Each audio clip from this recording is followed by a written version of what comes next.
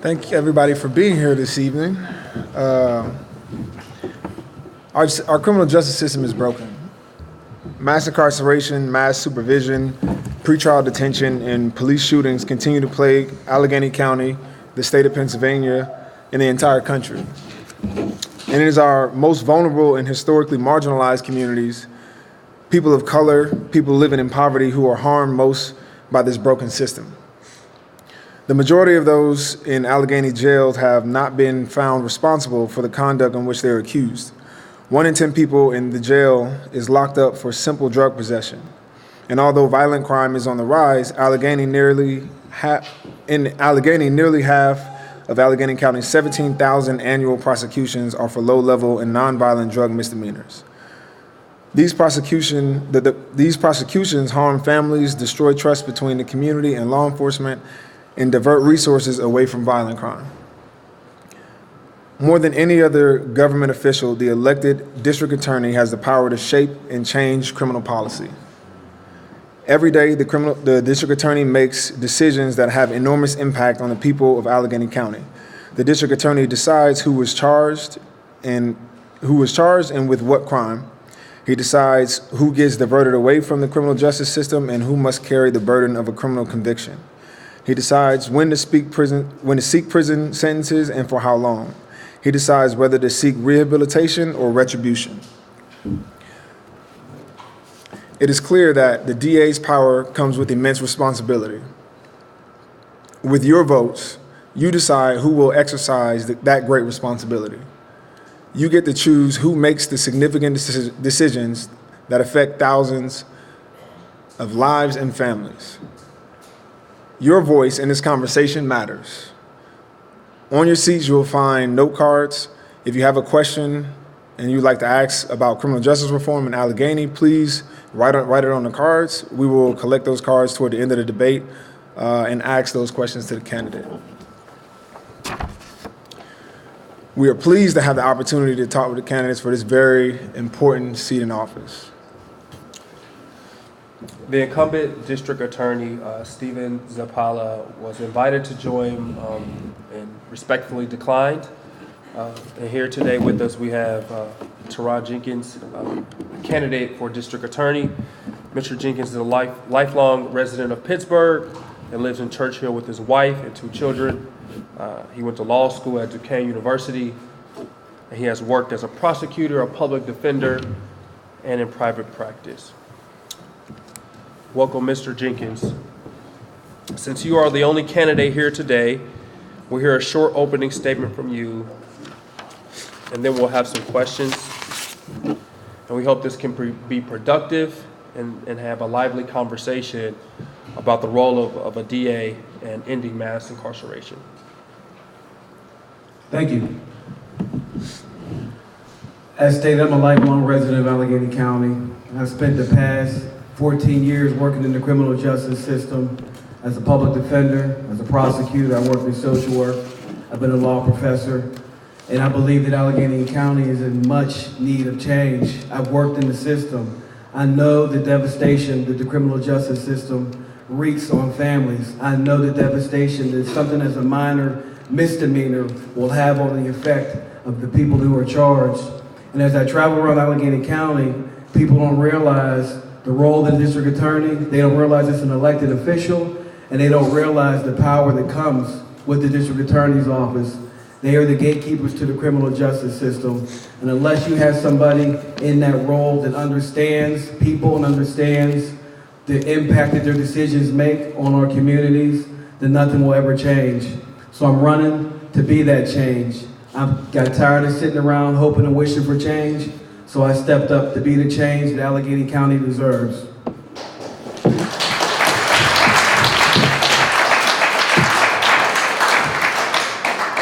Thank you. We'll start with the discussion. The first topic being around police accountability and racial disparities in the criminal justice system. Allegheny County is known throughout the country for the police-involved shooting of Antoine Rose II, as well as the fact that East Pittsburgh police officer Michael Rosefeld was acquitted at trial.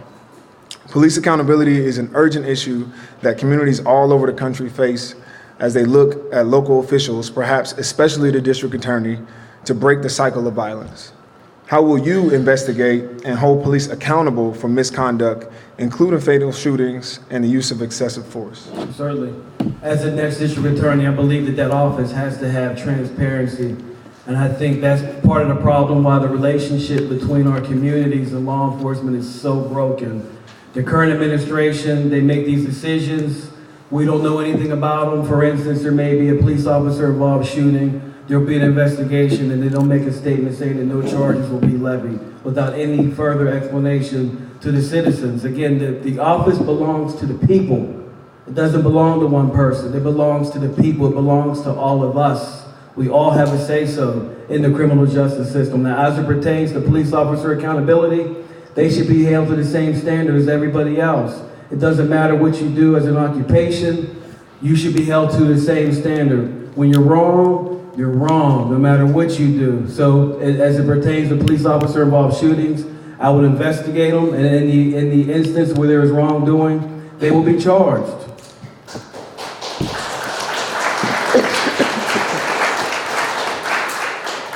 As a follow-up to that, will you maintain independence from the police officers you will be required to investigate and potentially prosecute? And if so, how? Absolutely, it's a very good question. I think one of the problems here in Allegheny County is when we have these officer-involved shootings where there's allegations of misconduct, the public views that as a potential conflict because oftentimes these same officers work closely hand in hand with the district attorney's office every day. As the next district attorney, I would assure you that I would keep the relationship professional. However, we are not police officers. These are two separate branches. While the district attorney must work with law enforcement, they will not be working closely with law enforcement to the point where the two sides begin to blend. So as the next district attorney, I would hold police officers accountable. And again, if there's wrongdoing or misconduct, I would investigate it properly and I would levy the appropriate charges if and when they present themselves. Throughout Pennsylvania, discriminatory policing continues to drive racial disparities throughout the criminal justice system. For example, in Allegheny County, only 13% of the population is black, but more than half of the prosecutions for low-level marijuana possession, which has been decriminalized in Pittsburgh, are against black people. Pursuing or declining charges for marijuana possession is within the district attorney's discretion. Do you think there is racial profiling in policing? And if so, what are the solutions to stopping it? Statistics don't lie, and I'll share with you an example. About 7 months ago, I represented a young man who was pulled over following a traffic stop. They pulled him out, he had a small amount of marijuana in his pocket. He spent a week in jail. A week in jail for a small amount of marijuana. There's no consistency. So you can go from receiving a citation to spending time in jail for the same offense. Now, as the next district attorney, you have to look at these statistics because, again, statistics don't lie.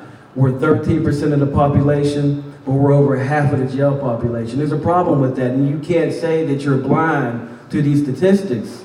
So as the next district attorney, I would look at these statistics.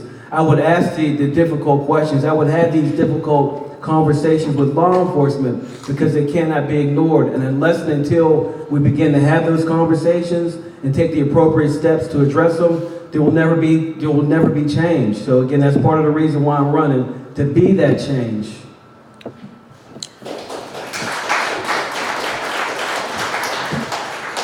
So similar to the last question, what role do you as a prosecutor play in ending discriminatory policing practices? Certainly. Again, you have to look at the cases that are coming in. You have to look at the statistics. You have to be open to the fact that minorities, black people, brown people are often targeted. So as a next district attorney, I would look at the police officers who are prosecuting these cases. And the cases you just described, these cases don't even belong in the system to begin with. They're a waste of time. They drain resources, and it has to end. More specifically, As a way to stop police abuse, will you agree to creating categories of low-level offenses that will never be prosecuted? Certainly, certainly. Again, the small amount of marijuana, these cases should be diverted. While we tout ourselves of having these diversionary courts within Allegheny County criminal justice system, they're not true diversionary courts. True diversion is capturing people before they come into the criminal justice system to spare them a trip to the jail, to spare them a criminal conviction. That is true diversion. You capture the people before they enter the system. How it's set up here in Allegheny County now, we have diversionary courts. However, rather than push people through the system, the diversionary courts, they simply hold them by the hand and walk them through the system. It's the same result. It's the same result. So one could argue that much police violence comes from asking the police to do too much. Asking them to be mental health providers, police low-level offenses, act as social workers, doctors.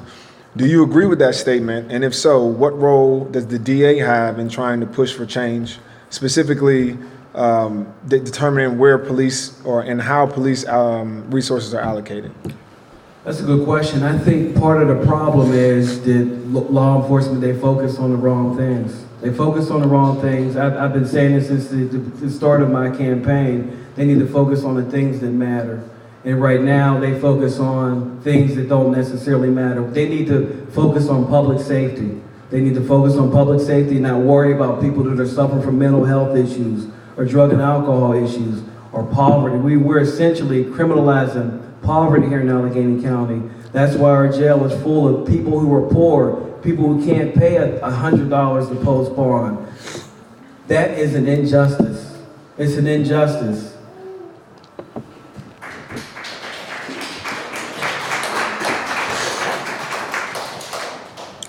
Do you agree or disagree with this statement that we're asking our officers to do too much?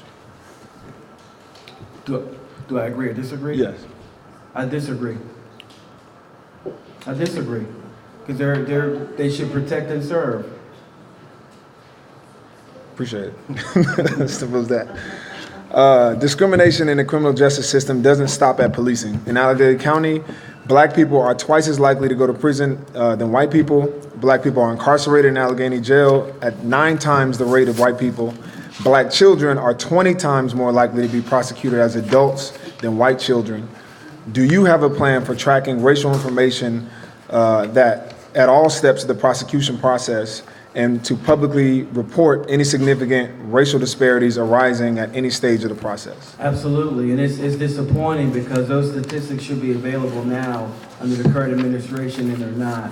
Before I left the public defender's office, we maintained those statistics because, again, statistics don't lie, and I'm well aware of the disparities in the Black community and how black and brown people are shuffled through the system.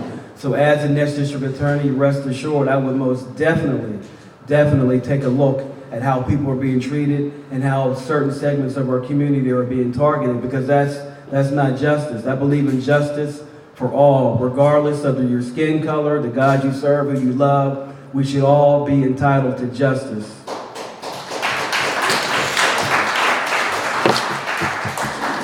Do you plan on conducting open sessions with the community at least once every month and create other public channels for community members and organizations to engage with the office?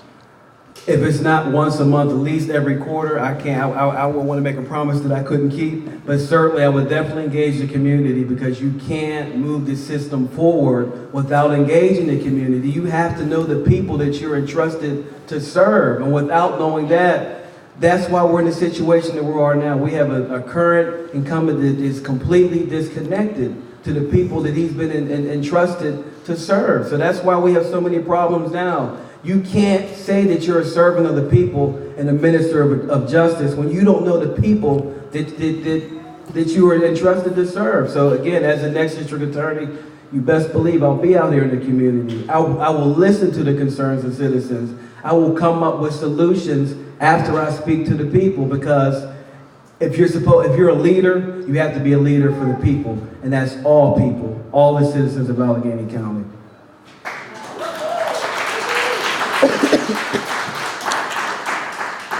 It's one thing to point out the statistics and to constantly to bring them to light. But why do you think these disparities persist throughout our criminal justice system? That's a very good question. Very good question. I think one of the problems is with the current district attorney's office now, there's no diversity. If you look at that office, there's no diversity. The majority of the people that work in that office are white people, just being honest. And if you look at the people that come through that office, it is a broad range of people throughout Allegheny County. So as a result, the people in that office can't necessarily relate to the people that are coming through that office. I believe that people make mistakes.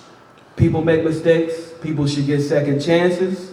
However, if you have somebody that is entrusted to make those decisions about another person's life and they can't relate to that person, chances are they're not going to have any compassion. They're not going to have any mercy. They're going to funnel them through the system. And that is a problem we have right now here in Allegheny County.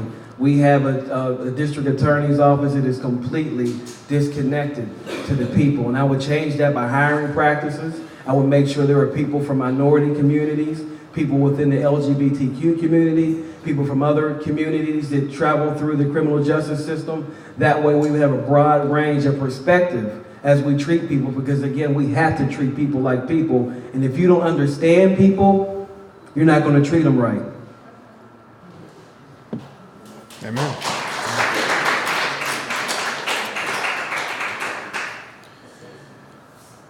The justice system effectively criminalizes poverty through policies like cash bail and punitive fines and fees that lead to jail time based on nothing more than a failure to pay money. Fines and fees disproportionately impact people in poverty. Unpaid fees and fines, even for something as minor as a traffic ticket, can lead to suspended driver's license and jail time. In Allegheny County, many of the diversion programs have extremely high fees with no mechanism for waiver. These harsh consequences don't help people pay their fines. They do exactly the opposite, placing people at risk of losing their jobs and earning the income necessary to pay. If elected DA, how will you commit to never seeking a fine or fee as part of a sentencing recommendation unless legally required? I'm a public defender. I'm a former public defender. I've been screaming this for years. I'll give you an example. Some of you may be familiar with our ARD program, first-time offenders, people who have never been in trouble. If you're somebody that doesn't make a lot of money, it does you no good, because you're never going to be able to pay the fines and costs to get out of the program. So as a result, not only are you going to leave with a conviction, you're also going to be in violation and subject to probation violations because you don't have the money to pay your fines and costs.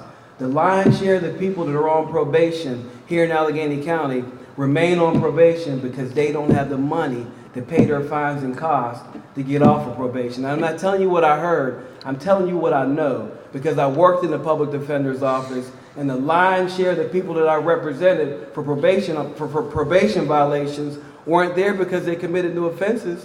They were there because they couldn't pay the fines and costs to get off of probation. We have to end that. Speaking of the cash bail, it is patently unfair. You have two people similarly situated, charged with a crime. One person has money to pay the bond to go home. The other person doesn't. That, again, is an injustice. Bond has to be reformed here in Allegheny County because it's patently unfair. They're supposed to be innocent until proven guilty. However, we don't treat them as such. If you're not making a whole lot of money, you spend 3 days in jail, that will forever affect the rest of your life, because chances are you're going to lose your job. That way you're going to lose housing. If you're in school, chances are you're going to lose schooling. The collateral consequences that a lot of people don't understand and appreciate because of cash bond, because of these fines and costs that people can't afford, it has to end. And one particular way that I think we need to figure out a way how we can alleviate that, look at the money that's forfeited from the district attorney's office. That office forfeits hundreds of thousands of dollars per year. That money needs to go towards paying these fines and costs because nobody knows where that money is going. So that's one easy way that we can start. That way we could alleviate some of these fines and costs and put that money to good use.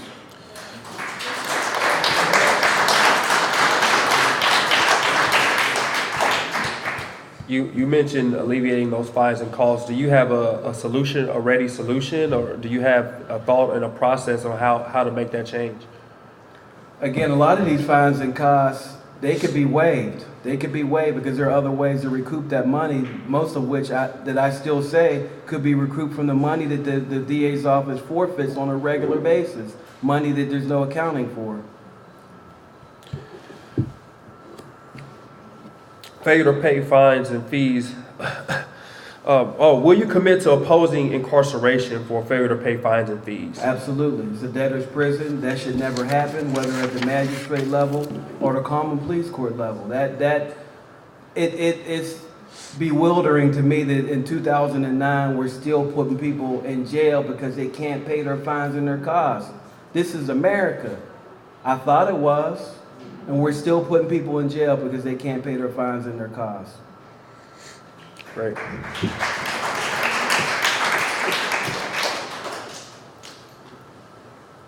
Let's talk about pretrial detention.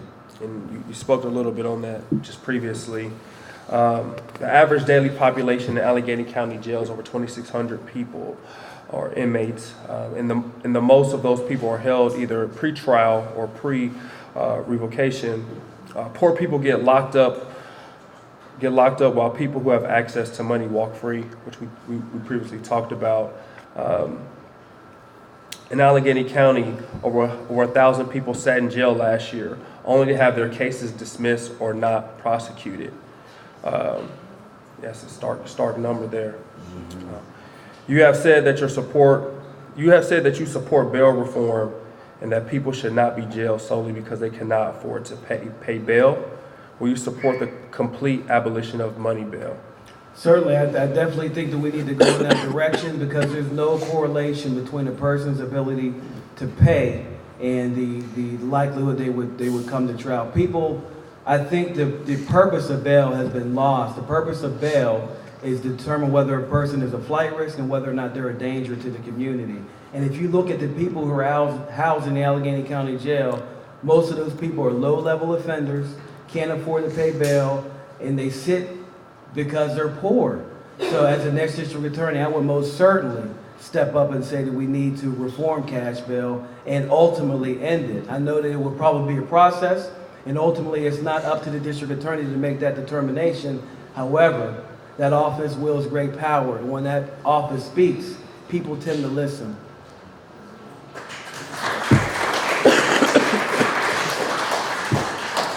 In other jurisdictions around the state and other counties, including Philadelphia, prosecutors have announced lists of offenses for which the district attorney's office will never ask for detention.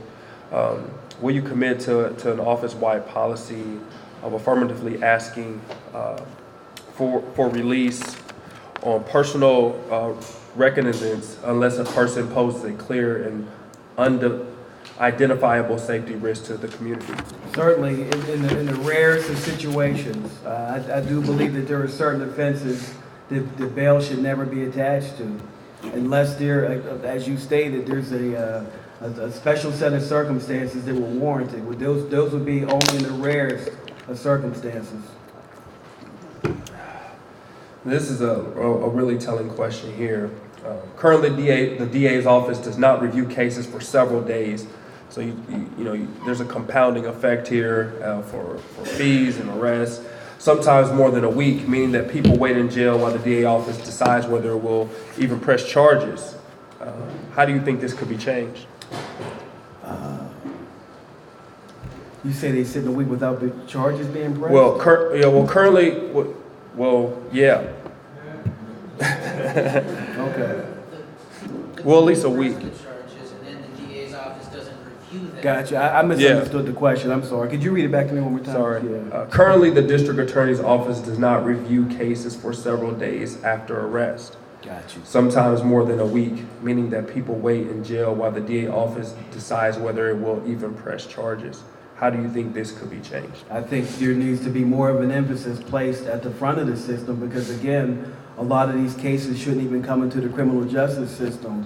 The lion's share of our cases, more than half of all criminal complaints that are filed or resolved at the magistrate. So why are we filing them to begin with? These cases should be diverted if even charged at all.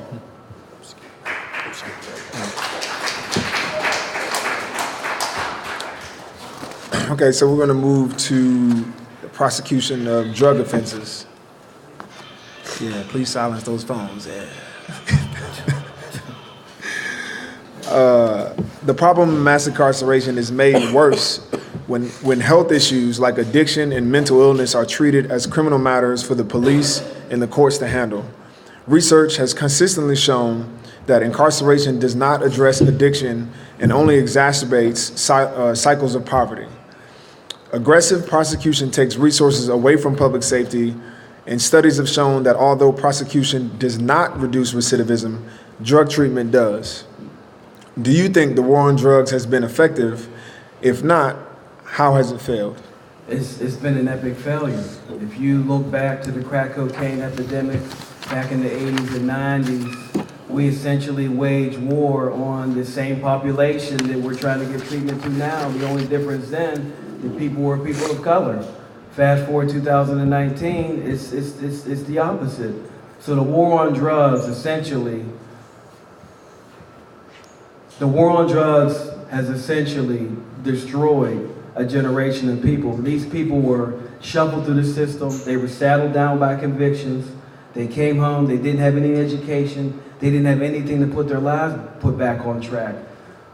So they essentially spend their life going in and out of jail, what I say, on the payment plan. 2 years here, 3 years here.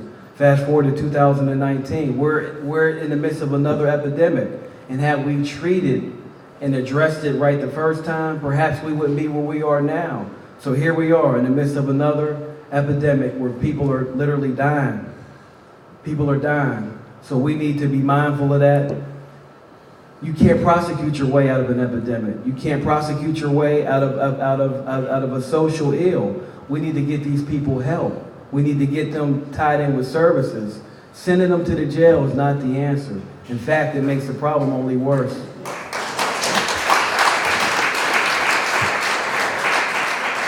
So will you commit to declining or diverting all drug possession cases regardless of criminal history? Absolutely. That's what we should be doing now. Will you agree to not prosecute any marijuana possession cases? Simple, absolutely. Absolutely. I would agree to that because, again, it's a waste of time. I'm still bothered by the gentleman that I just told you about earlier in this panel. He spent a week in jail for a small amount of marijuana. So how are we any safer? How are we any better as a community by this young man spending a week in jail for a small amount of marijuana? Depending on the officer that arrests you, depending on where you are, varying outcomes. One officer may throw the marijuana away. One may cite you. This young man had the unfortunate encounter of spending a week in jail and losing his job. The opioid epidemic is a public health crisis that shows no signs of abating. People are dying at staggering rates, more deaths in 1 year than all American fatalities in the Vietnam War. Allegheny County has more drug deaths than anywhere else in Pennsylvania. So-called dealers are often users who sell to their friends merely to support their own habits. This is often true and even more tragic when users die. What do you think the prosecutor's role is in dealing with the opioid crisis? I think the DA's office should be more involved in the community, and the reason why I say that is I represented thousands of people, a lot of which were addicted to opioids, and I would always talk to them because it always piqued my curiosity as to how they ended up strung out on opioids and addicted to heroin. And there were two things that were pretty consistent. One, they were partying, they didn't realize what they were doing, and before they knew it, they were strung out on heroin.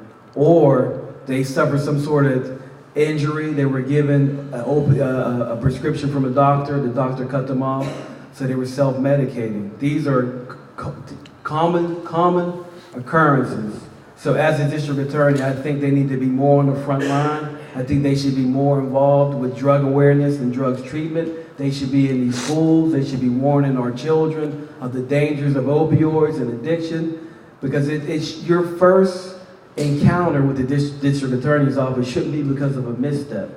It should be because they are engaged in the community, because they know the people that they've been entrusted to serve. So as the next district attorney, I will be more involved in the community. I will be more involved in drug prevention, and I will be more involved in educating citizens of the dangers of drugs and the opioid epidemic. Because like you stated, it doesn't seem to be going anywhere. Will you adopt an office-wide policy stating that drug overdoses will not be prosecuted as homicide cases except when there is sufficient evidence of intent to cause death? Sir, when there's sufficient evidence that there's a clear correlation between the delivery and the death. When it comes to reducing the harm of opioid addiction and preventing overdose fatalities, one of the most effective, rigorously tested tools is providing a safe injection site where use is supervised. Dozens of studies suggest that these sites curtail overdose deaths and increase participation in drug treatment. Will you support the creation of safe injection sites to minimize the risk of death and injury associated with the opioid epidemic? Before I answer that, I'd have to educate myself more on that, because that's something new. That came up about a month ago, but I don't know too much about those. So I would rather defer, if that's acceptable. That's acceptable. Great. Now we're going to discuss charging and sentencing. We've talked about the promotion of rehabilitation over retribution, providing pathways to second chances, and avoiding needlessly harsh sentences that only contribute to crime and the cycle of incarceration. Yet prosecutors across the country regularly overcharge defendants to pressure them to give up their constitutional rights to plead guilty. Even innocent people are more likely to plead guilty when fighting their charges, may lead to massive prison sentence. Will you commit to a policy that charges the least serious acceptable offense in each case to prevent overcharging as a way to force a guilty plea? Absolutely. As the district attorney, you're supposed to be a minister of justice. So with that being said, you should only charge the charges that are actually appropriate, as opposed to stacking the deck to force people to plead guilty to things they didn't necessarily do. That way they can get home to their families or put the matter behind them. That's an injustice.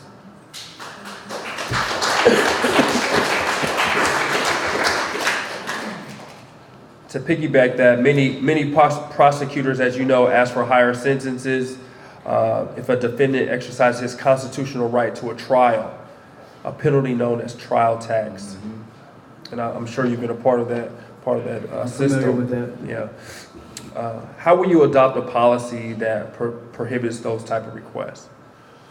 If an offer is made and if somebody exercises their right to a trial and they were to lose the trial, it's still on the table. Nothing has changed from the beginning of the trial to the end of the trial. Okay. Each year in the Pennsylvania Department of Corrections costs taxpayers $40,000 and leaves families and communities without breadwinners and child care providers. How can you commit to a policy seeking the least severe appropriate punishment in all cases? Certainly. I think that we have to be more creative, because the criminal justice system, as clearly we've discussed, is broken. We need to be more creative. We need to be more innovative in how we're treating our people, how cases are resolved. I think that incarceration should be the last result. That should be reserved for people who are actually plaguing our communities and who are actually a danger. So in the cases just described, we need to look at people collectively. We need to look at the decisions that we make in the district attorney's office and how that will impact families, because the more exposure one has with the criminal justice system, the higher the likelihood that will recidivate, and that trickles down to their children. If you look at the people in Allegheny County Jail, I think the last statistic that I saw, 60% of them had a parent that came through the criminal justice system. So it's a cycle that needs to be broken, and it's a cycle that needs to be looked at.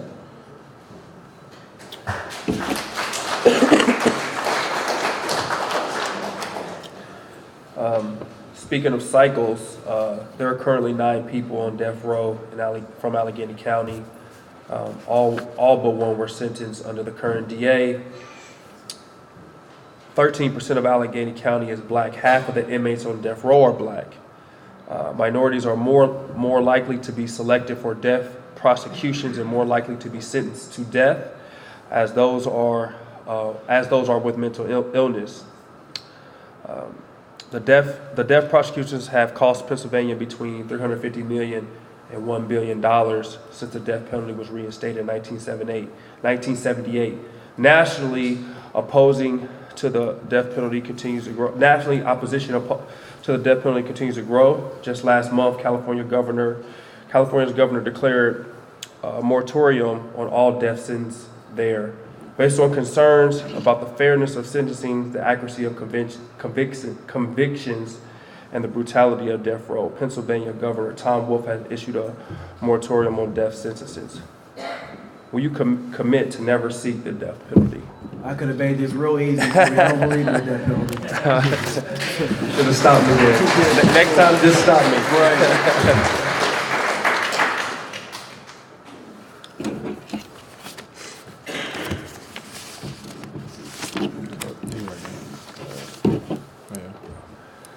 Convictions can have serious immigration consequences, even for low-level offenses. For those defendants who face immigration consequences, will you commit to offering diversion programs for low and mid-level offenses without the requirement that they admit guilt? Absolutely. Again, my basic premise is treating people like people, so absolutely. Will you commit to cooperating with efforts to challenge or vacate old convictions by immigrants seeking to avoid deportation? I didn't hear the first part. Will you commit to cooperating with efforts to challenge or vacate old convictions by immigrants seeking to avoid deportation? Yes.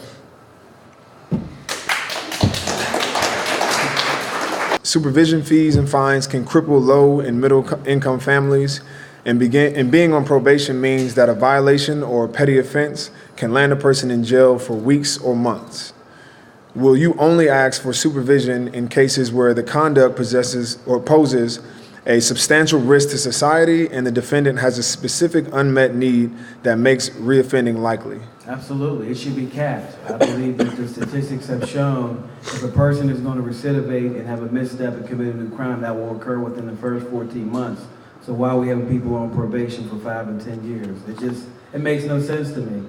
And to that end, I would definitely commit to that, because it's the average caseload for a probation officer here is 300. And most of those people that are on probation are gainfully employed. They're not committing new offenses, and they're only on probation because they don't have the money to pay their fines and their costs.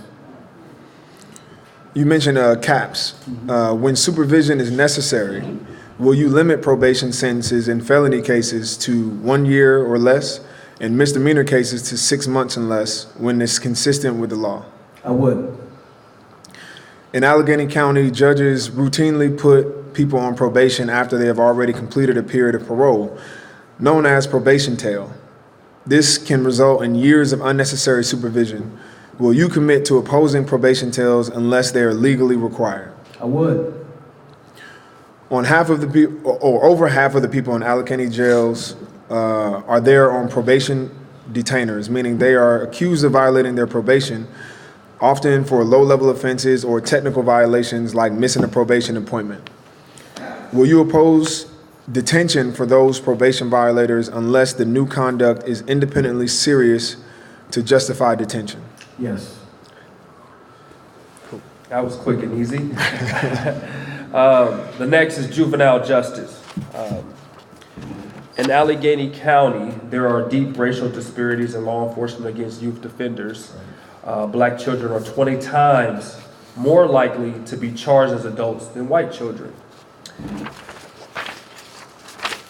will you commit not only to prosecuting children as adults when the offense is murder and the child is over the age of 16?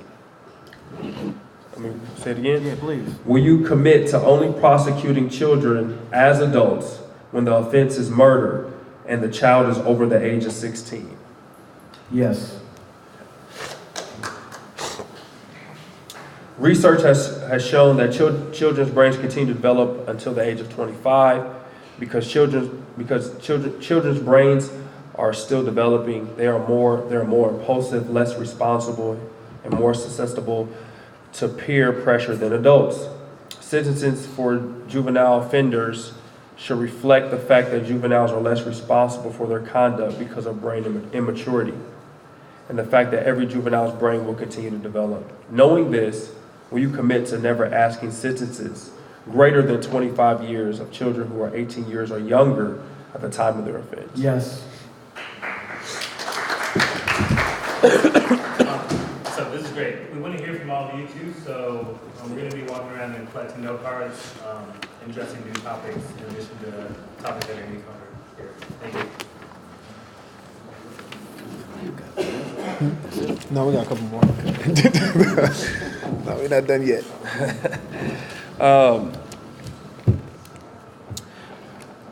Children are less able to make an informed decision when deciding to talk to the police.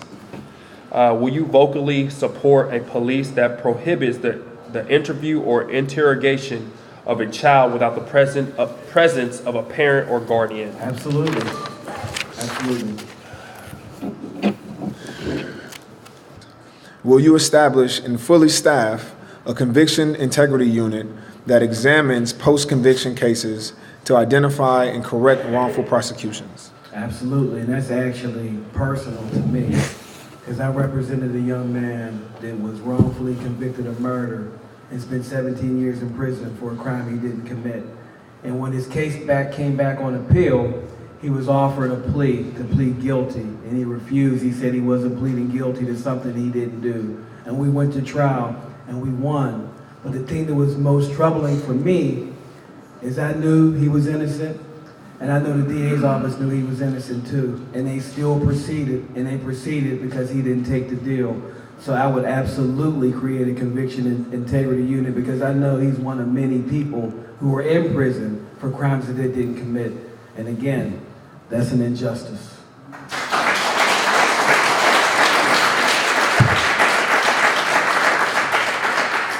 I think one of the biggest topics that we can also touch on alongside the conviction integrity unit is transparency and accountability in the office. And we talked about the need to hold police accountable and the need to maintain independence from the police. But the district attorney must also ensure that prosecutors in the office work honestly, ethically, and transparently, and to take action.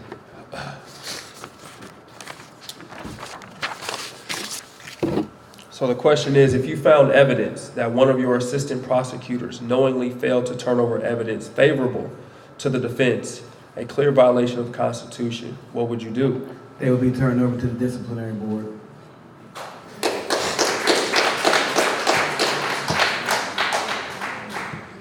Allegheny County has a history of prosecutors striking black jurors to achieve all-white juries, a practice known as Batson violations, resulting in numerous reversals of convictions by Pennsylvania appellate courts. What action would you take if you found out that one of your assistant prosecutors removed a potential juror based solely on his or her race? Absolutely, that would definitely be a problem. I would take the appropriate steps, whether it be discipline or what have you. But again, that's an injustice. It's that would not happen. That cannot happen in the district attorney's office under my authority.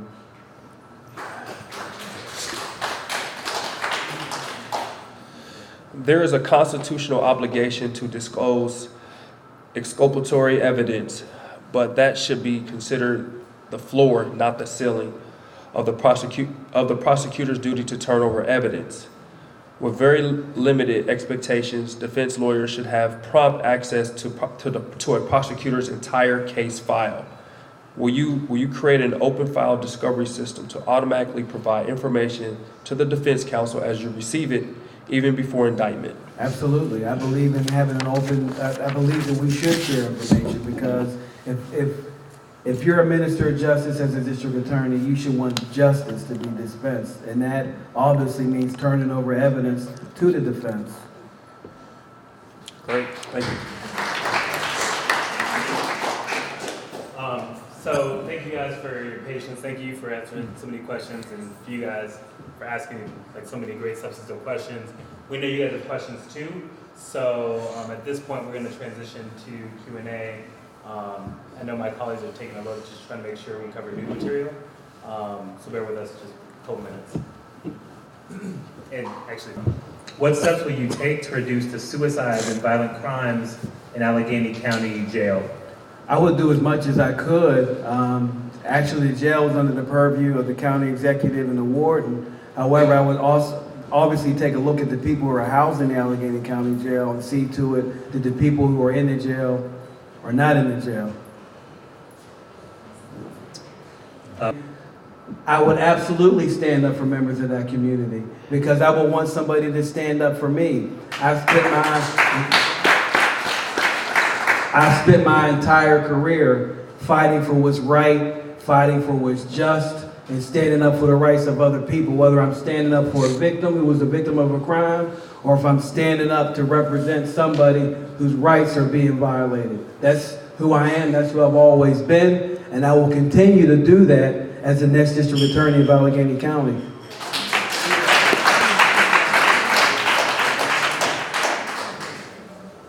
What is your position on charges for domestic violence? If they are not a flight risk, would you release them?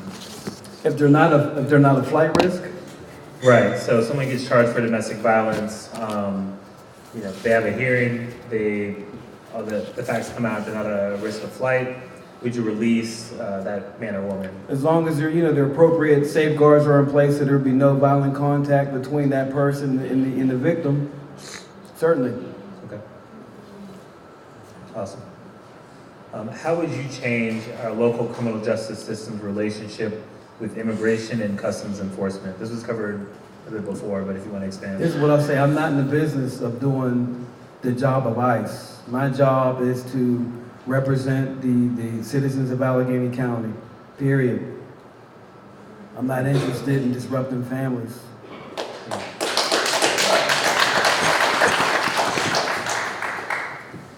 How do you plan to get the other branches of the criminal justice system, i.e. police, judiciary, public defenders, on board with your progressive reform aspirations? Surprisingly, there is already a desire within the system to move the system forward because, again, it's been 21 years without any change. So there's obviously a desire in the public defender's office. Some judges, I would say, are on board. Even some people within law enforcement realize that the things that we're doing now aren't working. It's time. It's time. What ideas / innovations do you currently have in mind when it comes to prison alternatives? And if you don't currently have specific ideas, what plans do you have to formulate ideas? This is what I will say. I think prison should be reserved for worst case scenario. I think we need to do a better job of investing in people because we do a really good job of retribution, but we don't do anything to invest in people and help them get their lives put back on track. So as the next district attorney, I would be more creative. I would look at other alternatives other than prison because eventually the people are going to come back into the system. So if we don't give them the tools, the education, a trade to put their lives put back on track, they're going to continue to have missteps at our expense. Definitely.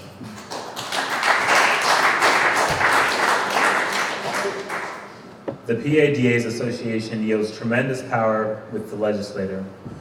Lately, new mandatory minimum sentencing laws have been introduced for first-time offenders. As states like Utah and Arizona move away from mandatory minimums, will you use your seat at the DA Association to help legislators realize mandatory minimums don't work? I spoke on this a few months ago. I'm not interested in the DA's Association because a lot of their policies are the reason why we're in this crisis of mass incarceration. If you look at the mandatory minimums, that fueled mass incarceration. So I'm not interested. Unless they adopt new policies and change their ways, that's not a table I'd be interested in sitting at. So you wouldn't try to use your leadership to influence the association? As an outsider looking in, perhaps, but until they make some adjustments, we don't have a whole lot in common.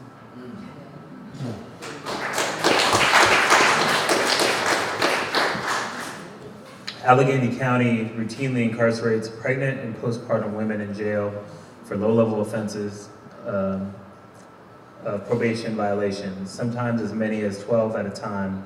Will you commit to having prosecutors present at the preliminary arraignment to advocate that pregnant and postpartum women are not to be held in jail?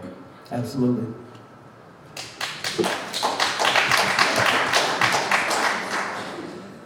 Do you believe that public defender pay should be the same as ADAs? Yes, they both contribute to the system, so certainly. Awesome. Okay, next question. The current mayor of Pittsburgh, Peduto, is facing lawsuits for violating Second Amendment rights already on the books. Would you be willing to prosecute local mayors for violating laws or violating the rights of citizens? No, I'm not interested in doing that.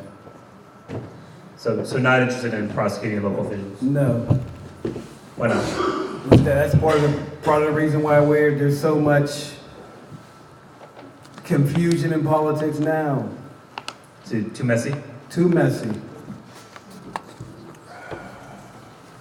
Will you institute policies in the DA's office to track police officers who lie, fabricate evidence, brutalize citizens, or engage in other unethical conduct? Is the first question. I would, because we need to know that. Will you commit to dropping charges in cases brought by these police officers or refuse to use these officers as prosecution witnesses? That is something I would definitely consider.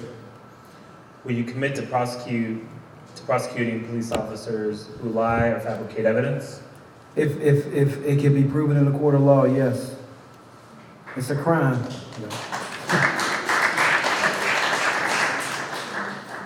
What programs are you familiar with to reduce recidivism now in Allegheny County, i.e. reentry programs?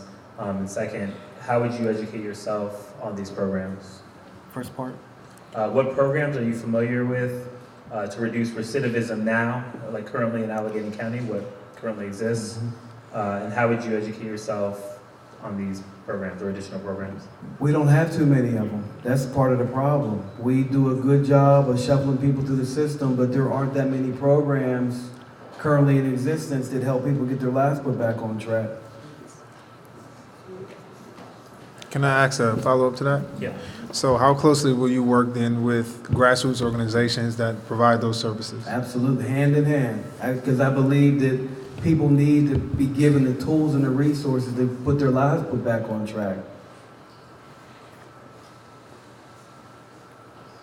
Many trans people engage in survival work. Would you support not prosecuting sex work and instead choose mandatory diversion in those cases? Yes, I would.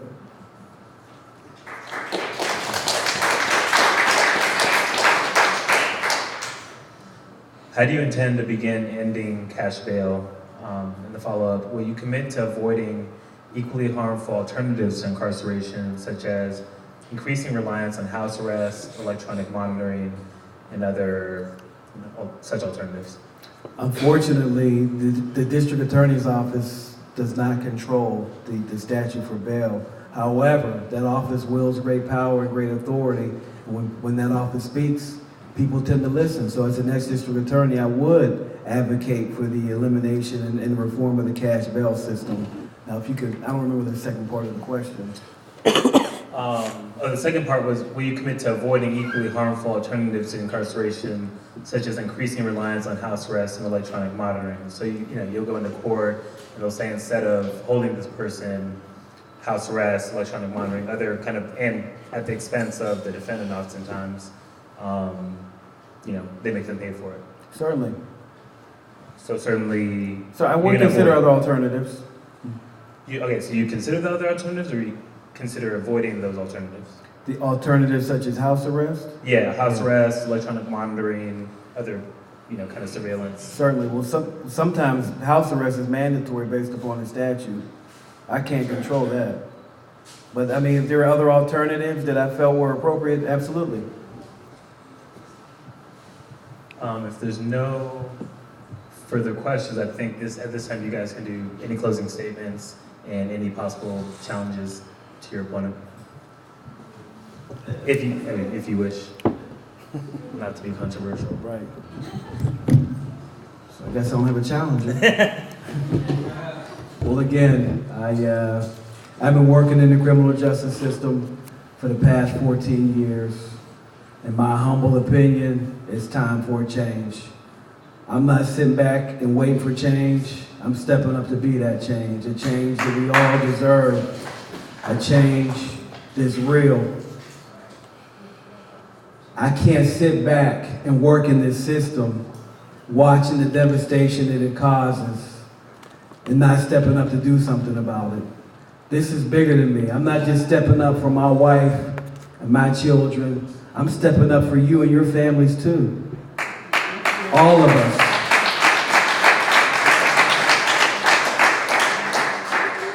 I said it before and I'll say it again. I believe in justice for all, without exception. And as the next District Attorney of Allegheny County, I can assure you I will do just that. 21 years is long enough. His time is over. This is a new day, a new dawn. So I'm asking for you to support, obviously, my campaign. I believe in treating people like people. I believe that people deserve second chances. My life is proof positive that people make mistakes, they learn from their mistakes, and they put their lives back on track. The criminal justice system can be it can lack compassion, it can lack mercy. Doesn't have to be that way. We have to get back to treating people like people, giving people an opportunity to get their lives put back on track. Because again, as a minister of justice, that's what we should want. And that's what we should want as our next district attorney. I appreciate your time. I hope I have your support. And I'll see you all at the polls on May 21st.